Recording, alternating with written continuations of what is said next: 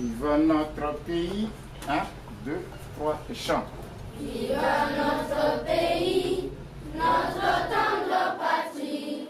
À toi la joie, la paix, l'honneur et notre amour.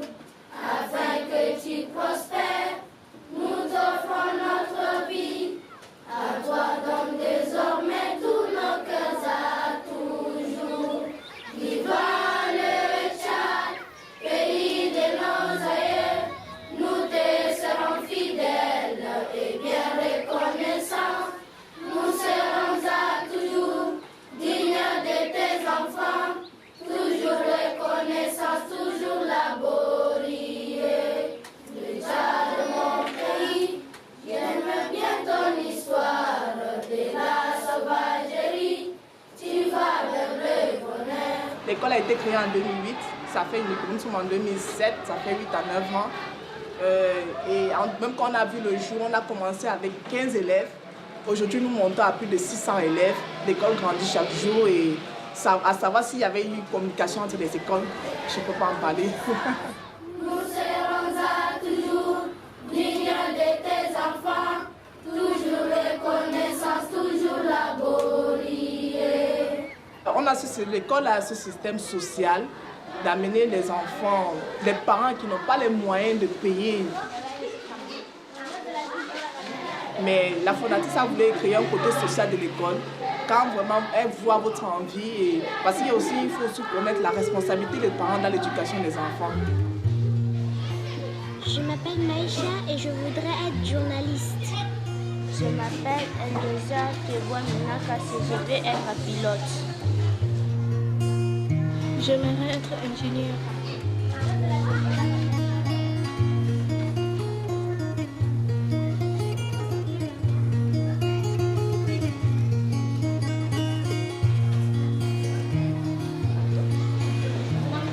Je vais devenir un policier parce que j'aime protéger mon pays. J'aimerais sauver des vies. Je m'appelle Ousmane, je voulais être un ministre. Je m'appelle Anne-Chloé et je veux être docteur.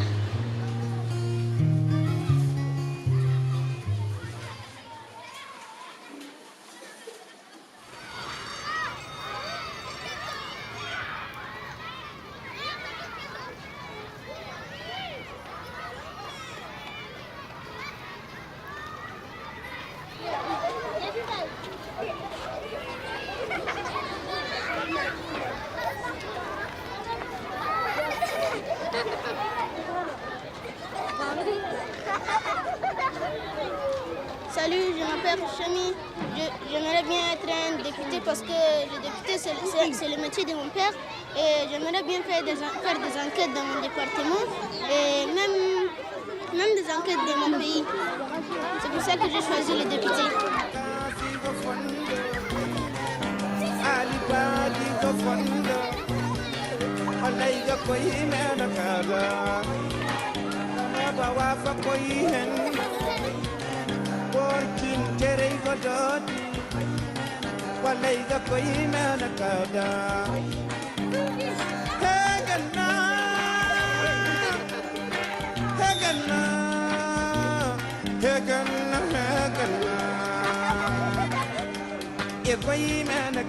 C'est comme ça, vous allez vous serrer comme ça, face à face, tu donnes à celle-là, tu donnes comme ça, toi tu donnes comme ça, je vais voir comment vous lancez d'abord. Est-ce que c'est compris? Toi, quand je te donne, tu donnes à celle-là.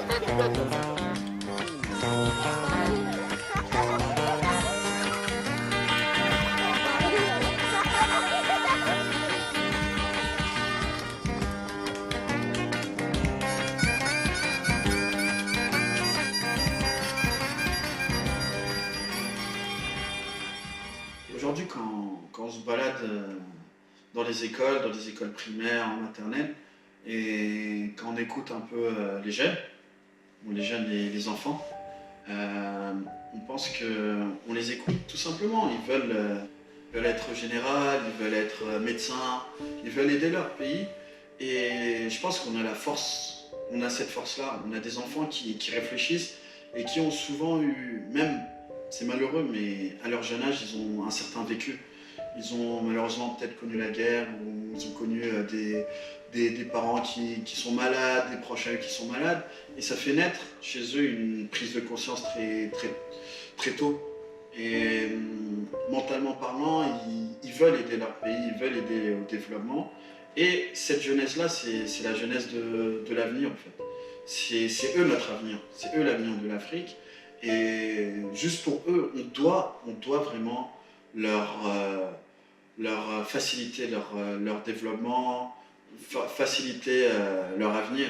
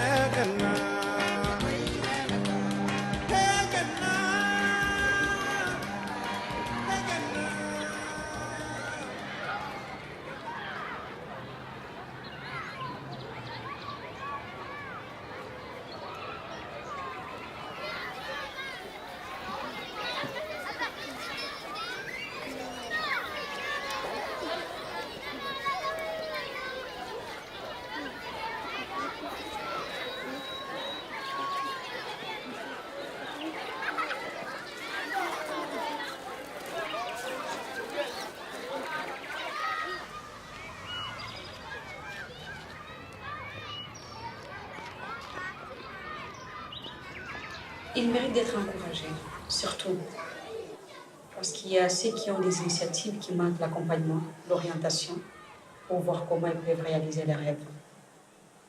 Et moi, je pense que nos États ont la responsabilité de mettre à la disposition de la jeunesse africaine une bonne formation.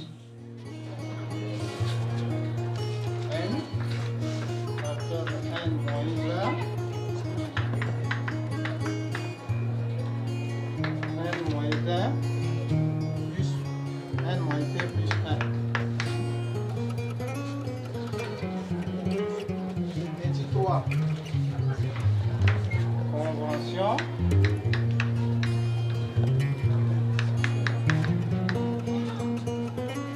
Arrangement de 0 élément dans n égale à 1. Moi, je réponds au nom de Adima Benouchta Alex. Je suis en classe de terminale S2 au lycée collège évangélique. Plus précisément la terminale D, numéro 2. Moi, c'est Zeynab Hayatine aussi. Je suis également en terminale S2, TD2. Je suis là, l'intermédiaire entre la jeunesse africaine et les leaders du continent. J'ai un grand rôle à jouer, cela veut dire sur le plan diplomatique, sur le plan politique. Donc sur tous les plans, je dois être à mesure de convaincre les dirigeants africains sur certaines choses qu'ils doivent faire sur la jeunesse. Et sinon, sans tout ça, les qualités qu'il faut, c'est pratiquement impossible de leur permettre de réaliser certaines choses pour la jeunesse du continent.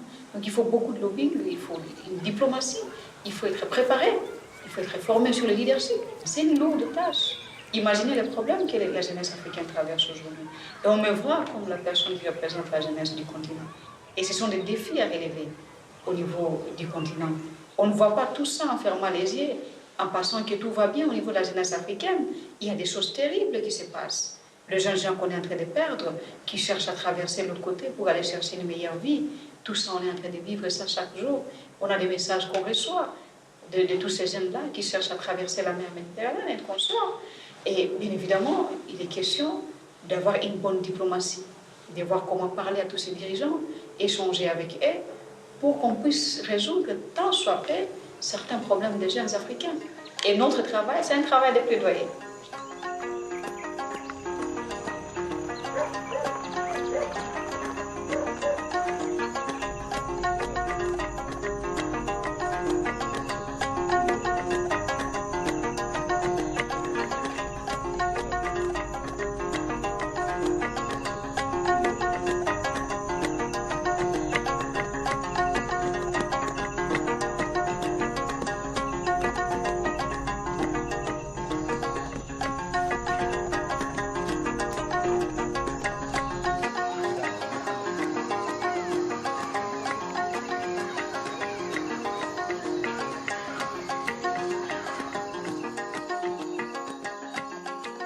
Voilà, je m'appelle Mita Suleiman Baïfana. Je suis en 3e année de logistique à l'Institut supérieur de gestion de Sabangali. La plupart des gens, quand j'ai choisi la logistique, ils m'ont encouragée parce que la logistique, elle n'est pas beaucoup développée ici au Tchad. Donc quand on parle de logistique, on parle de l'administration, on parle de la gestion, on parle de la douane, on parle du transport, de la comptabilité. En tout cas, elle fait le tout. Donc avec la logistique, je pense que je pourrais mieux m'en sortir. S'occuper des enfants et à la fois les études, c'est difficile. C'est vraiment difficile, mais je fais de mon mieux. Parce que là, les enfants sont les enfants de ma grande sœur. Je dois le faire, elle part au marché. Et laisser les enfants comme ça, c'est... Donc, elle part, elle aussi, elle pense à moi. À son retour, elle s'occupe des enfants et moi, je prends les cahiers, même si c'est pour un petit temps. J'arrive quand même à réviser un peu. C'est difficile parce que s'occuper des enfants, jouer le rôle de maman, c'est vraiment pas facile. S'occuper d'enfants par-ci, il faut lui donner à manger, il faut nettoyer l'enfant, faire les linges et tout. L'enfant tombe par-ci, il faut le prendre. Avoir l'œil sur l'enfant toute la journée. Là, bon, avec les bruits d'enfants et tout, c'est vraiment pas facile.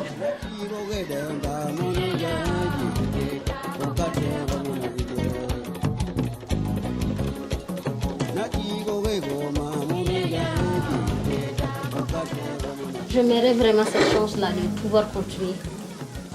Et là, que ce soit avec les bourses, que ce soit avec l'effort des parents, je compte vraiment continuer.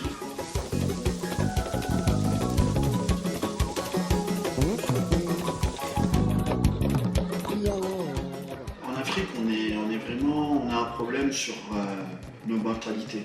On doit évoluer dans nos mentalités, on doit accepter certaines choses pour améliorer le développement. Et le fait qu'aujourd'hui, des jeunes ont des problèmes d'insertion, que les femmes ont des problèmes d'insertion, c'est juste le fait que nous, Africains, on ne veut pas choquer les traditions, choquer les mentalités, on est un peu plus réservés. Et au XXIe siècle, je pense que chaque personne doit oser et doit apporter des choses nouvelles. Je pense les choses nouvelles, c'est le fait de intégrer la femme plus dans la société ou encore laisser la place à la jeunesse pour prendre des décisions majeures dans le développement. Et je pense que ça va venir avec du temps. Mais on a un gros boulot à faire, on va dire, dans l'éducation pour faire vraiment comprendre aux jeunes ceux qui vont être nos prochains cadres, les prochains dirigeants des pays, que la jeunesse a vraiment un mot à dire et que c'est la jeunesse qui est l'avenir de l'Afrique.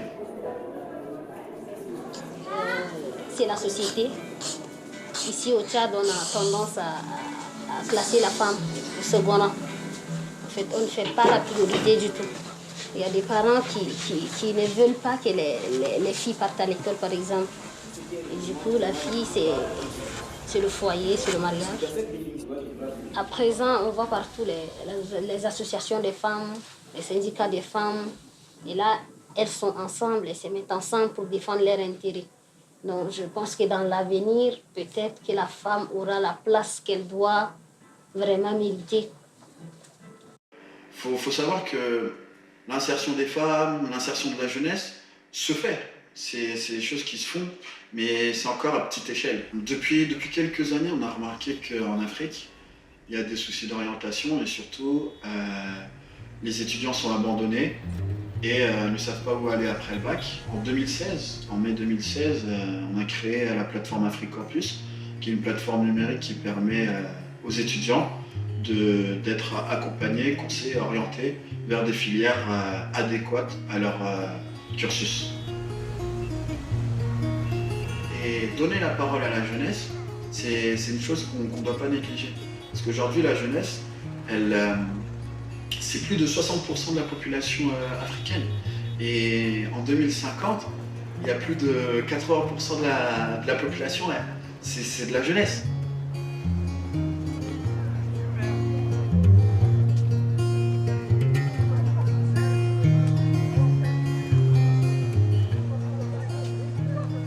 C'est pas parce qu'on a des problèmes qu'il faut arrêter de vivre et qu'il faut croiser les bras et du coup arrêter d'avancer.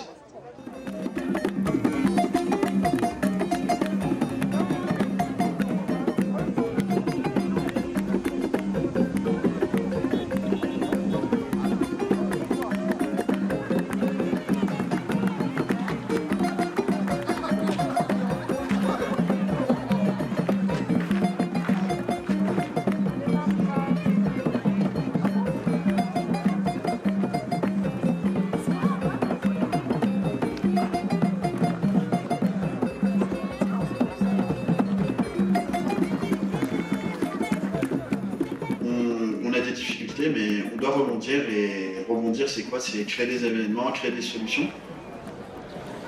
Je vais aller au salon de l'étudiant pour connaître les opportunités, vu que je suis en terminale et que bientôt on va composer le bac, plaise à Dieu si je l'obtiens. Je voudrais bien faire un métier plus tard, donc cela passe par les études. Et le salon de l'étudiant africain est le meilleur moyen pour moi d'accéder aux universités. Je suis intéressée par beaucoup de choses, que le salon de l'étudiant africain va plus m'ouvrir des portes et connaître genre, des trucs qui peuvent m'intéresser avec ma série, vu que j'envisage de faire quelque chose de social. Donc je vais plus tard découvrir.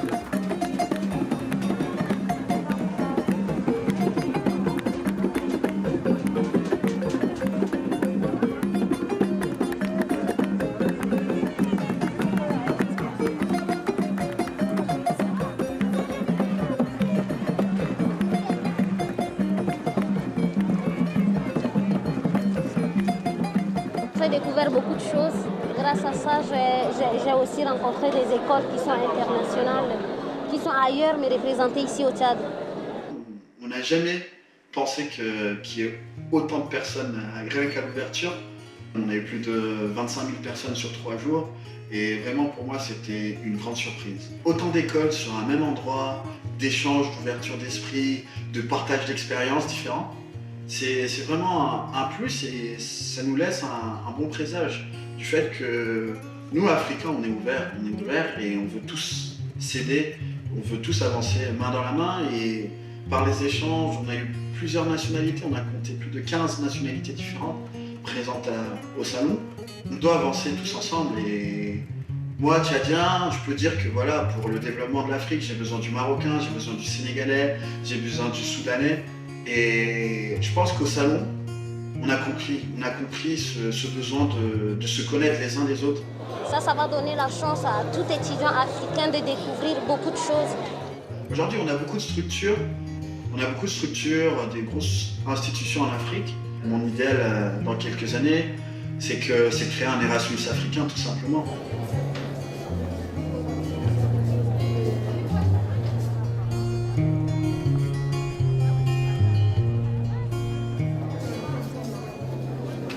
Merci. Nous invitons la présidente de l'Union panafricaine de la jeunesse pour son mandat.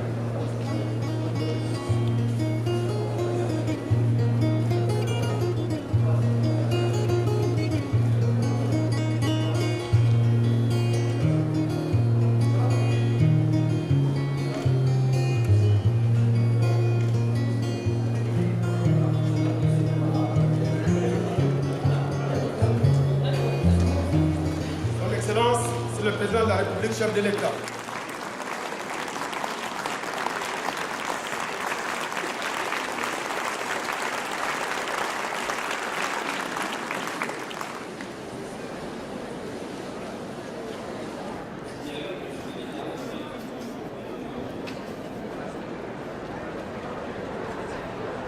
Structurant des processus de modernisation socio-économique et d'investissement. Des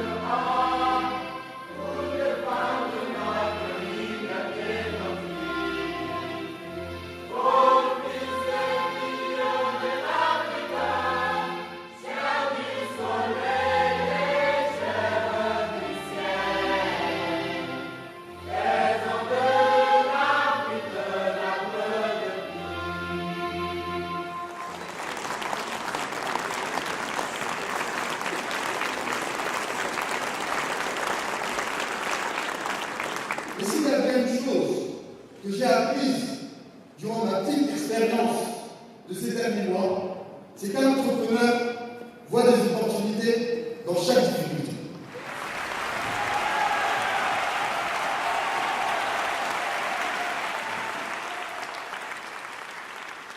Nous pouvons être fiers de montrer que le Tchad et l'Afrique des jeunes talents est en marche. Que l'Afrique sera le continent de demain. Dans les années 2015-2014, à un score acceptable en 2016. Comment peut-on construire un pays sans la science? Impossible. Est-ce l'enseignement, éviter des colons, répond-il actuellement aux attentes des Africains?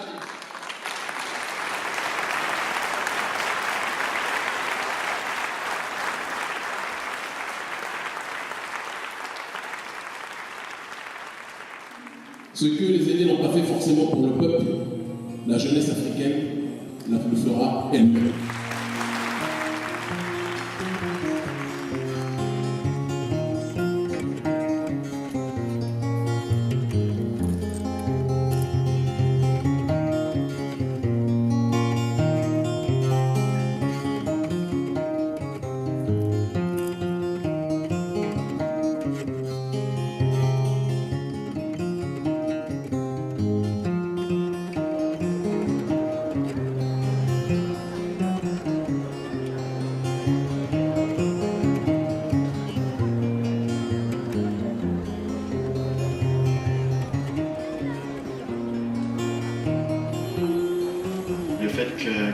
Qu'on ait créé ce salon-là à Djamena donne encore plus de poids, plus de sens, car aujourd'hui le Tchad est un peu un pays central et un pays acteur du développement de l'Afrique, et le fait qu'on l'ait créé au Tchad, c'est plus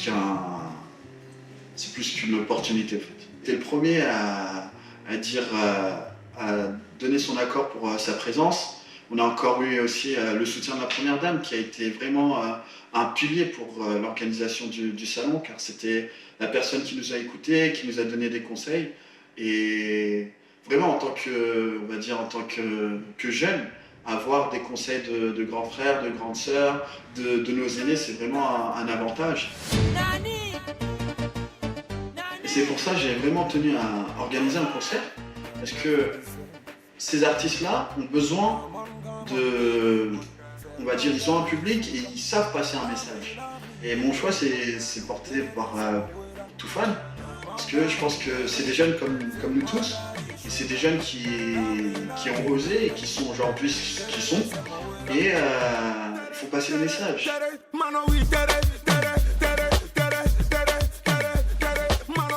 Et le fait que la jeunesse s'identifie à ces artistes-là, c'est tout bénéfique. C'est bénéfique, c'est le fait que voilà, aujourd'hui, cet artiste-là a eu des difficultés, mais Dieu merci, il a réussi. Mais comment?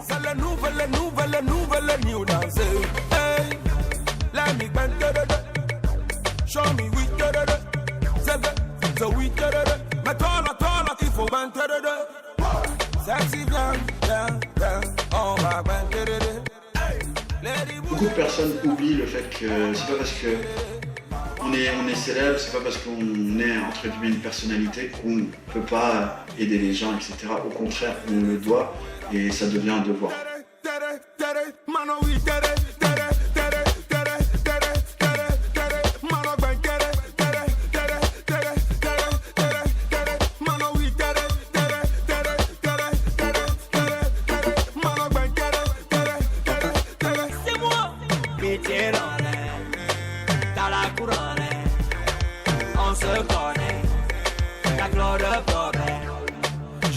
Je connais tes ennuis, tes soucis, tes faiblesses, tes problèmes. Je connais des problèmes d'ici et là-bas et partout, c'est les mêmes. Allez, ben, allez, oui, allez, ben, allez, oui, oui, allez, oui,